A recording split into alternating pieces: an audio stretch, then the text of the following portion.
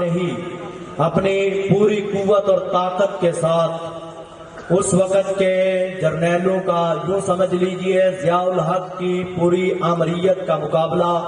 اگر جس جماعت نے کیا تھا تو وہ جمعیت اہل حدیث تھی، اور ایک مضبوط اپوزیشن علامہ احسان الہی ظہیر شہید رحمہ اللہ نے تیار کر لی تھی، اور اسی اپوزیشن کی پاداش کے اندر بعض شر پسند عناصر نے اور کچھ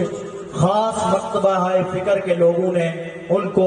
بم کے دھماکے کا نشانہ بنا کے اس دنیا سے رخصت کر دیا، اور وہ جام شہادت کو نوش کر گئے اور ریاض کے اندر زیر علاج رہے۔ اس کے بعد وہیں پہ وفات پا گئے، اور مدینہ منورہ کے اندر حضرت عثمان رضی اللہ تعالی عنہ کے قدموں کے اندر انہوں نے اپنی جگہ کو متعین جو اللہ رب العزت کی طرف